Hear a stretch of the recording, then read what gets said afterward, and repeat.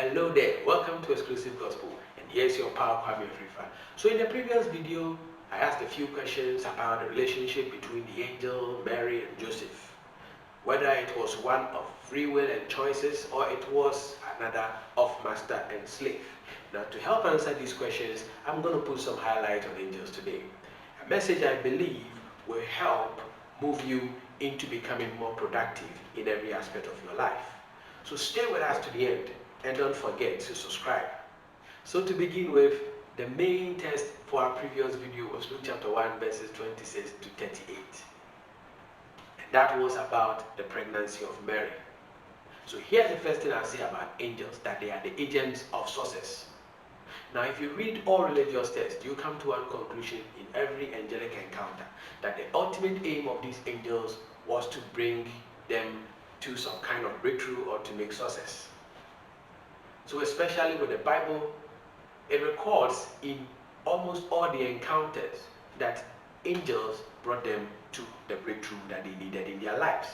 So we see in Lot's case where the angels virtually dragged him out of the town to save his life. And we also see in Hagar's own life that Hagar, even though she fled from her madam, the angel sent her back on the first occasion to fulfill her destiny, and the second occasion to fulfill the child's destiny. And then again we see Abraham, who meeting on the angels had a son. And then again we see that Moses, upon meeting the angel, led the children of Israel into their liberty. Now one thing is very common with all these people, that the angels brought them to task.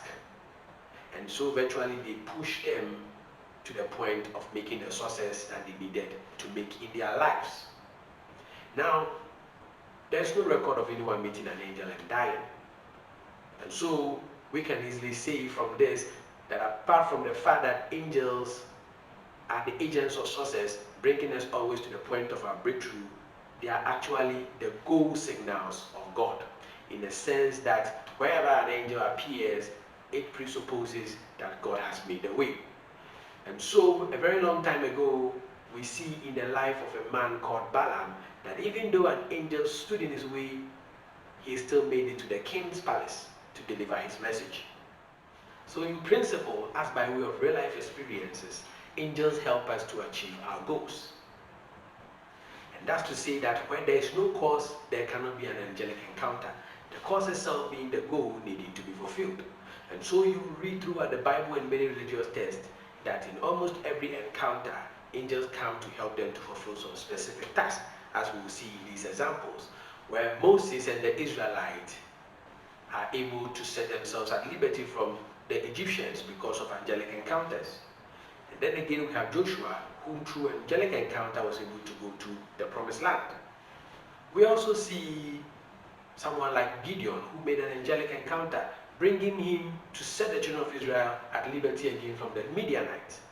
And then again we have Elijah, who, wanting to make a long journey to go and meet with God, it took an angelic encounter to strengthen him to make that journey successfully. We also see the scenario of Jesus, where it took some 2 angelic encounters for him to complete his journey of life. So you realize that angels really call the bearers of dream to action, and that is primarily their purpose. Now angels minister inspiration for us to take action. And now when you read the opening statement of almost all angelic encounters, you see that they do come with some inspiration. I will greatly multiply thy seeds. Arise, take out the lad in thy hand, for I will make of him a great nation. O thou mighty man of valor. Fear not, behold, I bring unto you good tidings of great joy. Now this is the kind of expectation and excitement that accompanies angelic visitation. So they shower down on us all this inspiration just to get us to take action. Now angels don't give goals. What they do is that they come based on the demand placed on the need to take action. Now let's look at Jesus' own scenario or case of an angelic visitation. So in the first instance, after his 40 days fasting on the mountain, angels came to minister unto him. And thereafter we see that he brought the world good news and great miracles. And then again, before his death, whilst he prayed in the garden, blood clots coming out of his skin, angels ministered unto him. And there again, he received the strength to endure the suffering and the pain of death, and also to rise up again out of the grave. And so we read that even death could not take him captive, and we sing, even in the grave, he is Lord. And then again, we see that when he rises up out of the dead, angels minister unto him to ascend unto the Father. So when Mary Magdalene met him, he said, wait, I have not yet shown myself unto the Father. He ascended to the Father to show himself. Now I guess this quite explains why he felt alone whilst he was on the cross, because there is no goal to achieve in dying. So angels cannot force you to do what you don't want to do. And that's if at all they do have a will to force you. Now to help answer this small question, we can consult the angel in Daniel chapter 10 verses 13. Why, when he was caught up by the prince of Persia, he could not break free? And the answer is simply because it was not up to him. Indeed, it was up to Daniel and his need to take action. And it was only these two sets of rules that could have freed that angel. Nothing else. No one could have freed him. And so it was based on this demand Daniel placed on his need to take action that forced the angel down to bring him the answer to proclaim the liberty he needed to proclaim in his time in order to restore the sanity he was looking for in the realms of the kings. So what this means to us in this point is that angels confirm our own beliefs in bringing on us the results of our own capacities. So now here is a case I consider an extreme in the Bible concerning Zachariah. So here's the case: Zachariah is in the temple, and then an angel comes in there and tells him that he's going to have a son. So of course, Zachariah has consent, even though the angel is encouraging him for a new son. So what happens is that Zachariah's wife, Elizabeth, gets pregnant, but Zachariah comes out dumb. Now this does not in any way imply that the angel was imposing his will on them. Of course, everything was according to Zachariah's own desire and his beliefs, because they have been praying for this child a long time since they got married, and they had never had children. So they've been praying for this child. So they really wanted this child. So it's not like they didn't want the child. Now, what happens is that the results come about that Elizabeth is now pregnant, and Zachariah had no explanation to offer the crowd or to offer the people. Of course, it will come a time that Elizabeth, when he gets home, Elizabeth's belly will begin to come out, and people will begin to ask Zachariah some questions. Now he had no answer to give them. So this, his concern, now out of this concern, now he develops a very reactionary state. Now this reactionary state was from his experience with Ezekiel.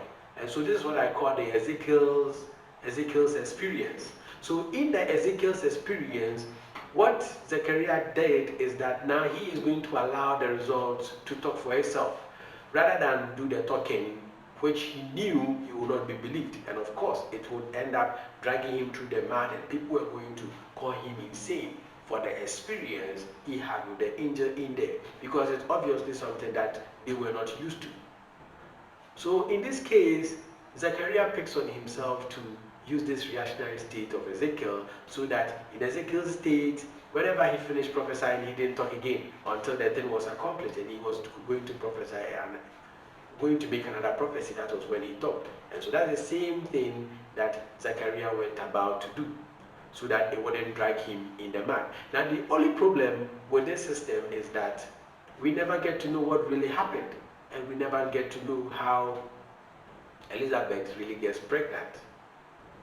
And so we have to stick with the belief that Zechariah disbelieved the angel, resulting in his getting down. But this also goes contrary to Jesus' own words that say that if thou canst believe, all things are possible unto you. And here's the case: there's a man disbelieving, and something is becoming possible unto him.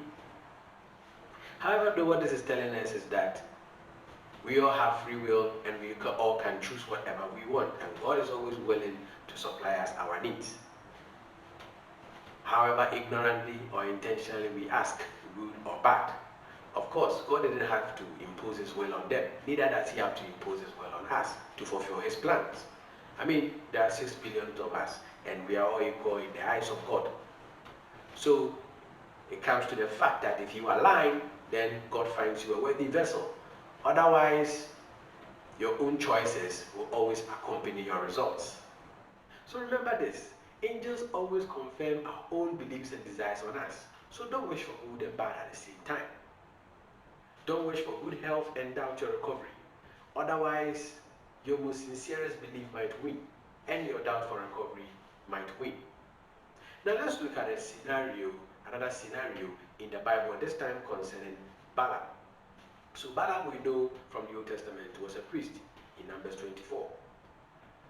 So here is the case, Balaam had to go to the king of Moab, Balak, to deliver some news. A news he had received from God that God didn't want to destroy the children of Israel, where the king of Moab wanted so much to destroy them.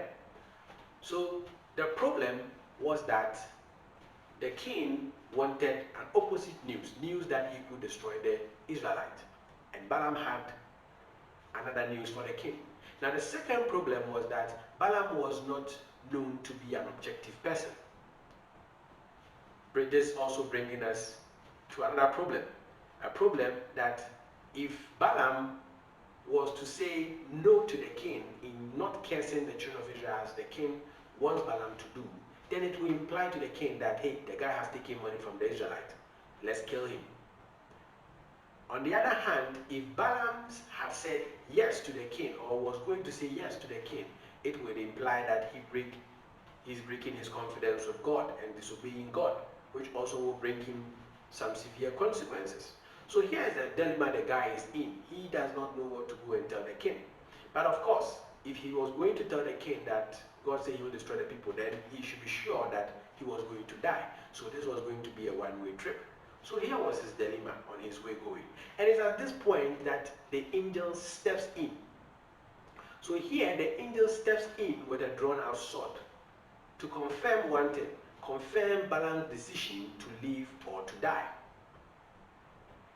Either he was going to the king to die or to come back alive.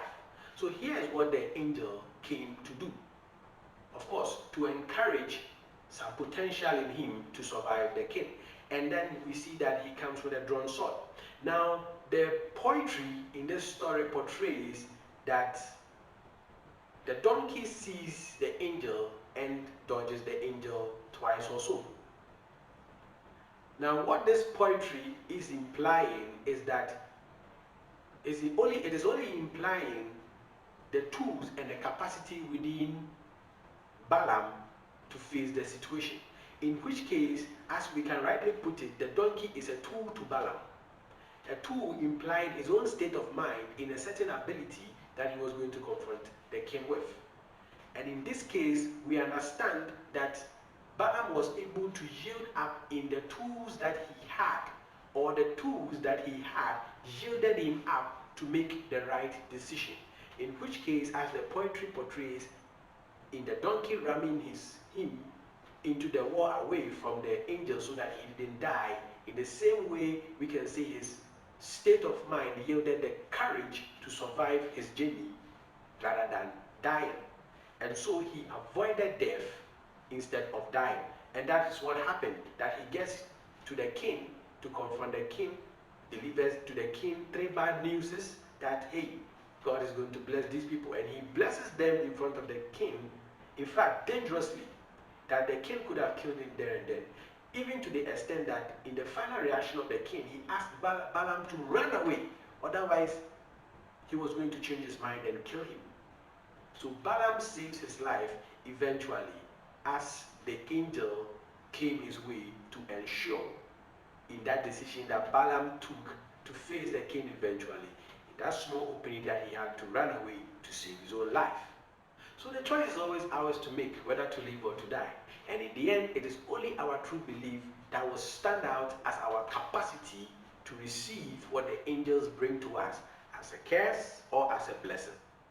So now here's a summary of how to make a successful outcome of angels. So first of all, have a goal. Now the goal is how the angels will encourage you to bring you to that result. So you need a goal to make success. Without a goal, you cannot measure your success. It is what the angels need to bring you to the success that you are looking for. And then the next thing is believe in that goal and the result that you are looking for. You see, there cannot be any other truth than the goal that you are looking at. Nor can there be any other truth than the result that you are looking for. So if you want good health, there cannot be any other truth than the well-being and the good health that you are looking for. Bad health is a lie. If you want happiness, then sorrow is a lie. If you want riches, poverty is a lie. If you want good grades, bad memory is a lie. If you want to make any kind of success, the opposite or anything that brings you or shift your focus or change your plan towards that goal is a lie. You cannot believe in both the truth and the lie at the same time. Remember, we said the angels only confirm your beliefs on you. And then lastly, take action. Action is the only way to confirm whatever you believe. Whatever you can do will only be confirmed when you have taken action to do it. Now, you can never know what God has put inside you until you take the action on belief. That is when the angels are moved to conduct the miracles of God in order to bring you to that success you want. So James said that faith without works is meaningless. It is dead. And so to confirm that you have faith, you need to take action in bringing the results that you are looking for out of your goal. And yet there you will see that your angels are always ready to hold you and bear you up in the palm of their hands to bring you to that successful outcome and successful goal you are looking for. Now, if you use these steps, then of course you have a direction. And the power of the Holy Ghost will fuel you to take the right action in bringing you to the result that you have always wanted. And of course, your angel will never cease to ascend and descend before God. Now stay with us to understand the principle for transforming your dreams into reality. Subscribe and be the first to know whenever our videos come out. Like and share with your friends and leave your comments below. Thank you for watching.